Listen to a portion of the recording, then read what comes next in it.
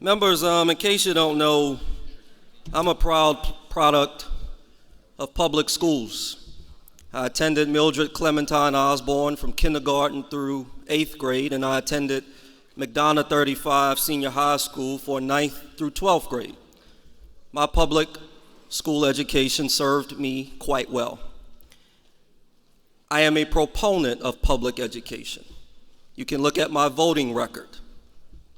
I will always support public education. And so it's unfortunate that this debate has become, if you support this bill, somehow you are just anti-public education, because that's just not the case. I rise in support of this bill. At the end of the day, this is not going to create a mass exodus from public schools. We are talking about a very small population of students. Military families. My grandfather was a lieutenant colonel in the Army. My mother has told me stories of how it felt to be uprooted in New Orleans one day, Virginia the next day, Germany the next day, Texas the next day. These learners have very unique learning styles.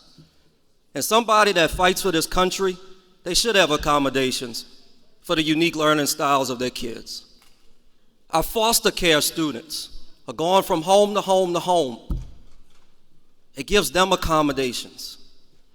And then we're talking about children who are stuck. I want you to think about this for a minute. Stuck in a failing school. The parent is desperate for a transfer. The local school system says, no, we're denying the transfer. You have to stay in that school. And the parent then has no option but to let their child stay in that school. Members, I have a problem with that.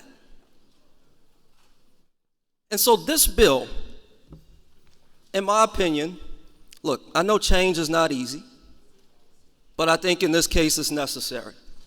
And much like you, I just want all of our kids to succeed. I want all of our kids to be on the path to prosperity, because I'm tired of being last in education.